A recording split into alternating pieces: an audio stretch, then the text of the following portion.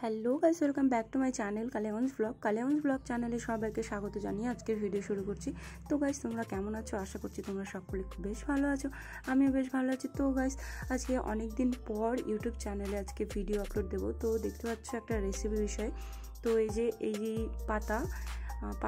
পাতা আর ডাটাটা একসাথে খেলেও খাওয়া যায়, কিন্তু আমি আলাদাভাবে দু রকমের তোমাদের রেসিপি করে দেখাবো।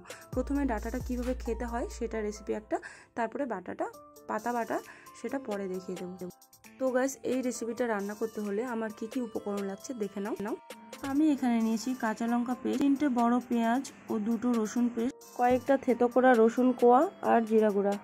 প্রথমে কড়াই গরম হলে দিয়ে দিব পরিমাণ মতো তেল, ধুয়ে এবং কেটে রাখা ডাটাগুলো দিয়ে দেব। তারপরে দিয়ে দিব পরিমাণ মতো হলুদ, পরিমাণ মতো নুন। ভালো করে নাড়াচাড়া করতে হবে। এইভাবে নাড়াচাড়া করে ডাটাটাকে সেদ্ধ করে নেব। তো গাইস, দেখতে পাচ্ছ কালারটাও চেঞ্জ হয়ে এসছে। তো হালকা ভাজা হয়ে গেছে, তো আর একটু ভেজে নেব। দেখতে পাচ্ছ কালারটা। তো এটাকে তুলে রেখে দেব।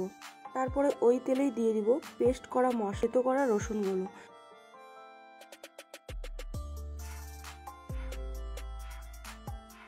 দিয়ে দিব পরিমাণ মতো নুন,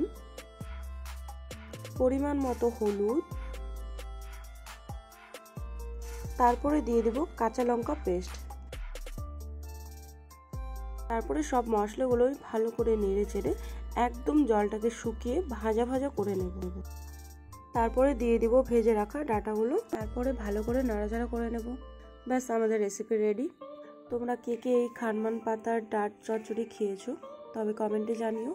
আর তোমাদের যদি ভিডিওটা ভালো লাগে অবশ্যই একটা লাইক করো, কমেন্ট করো।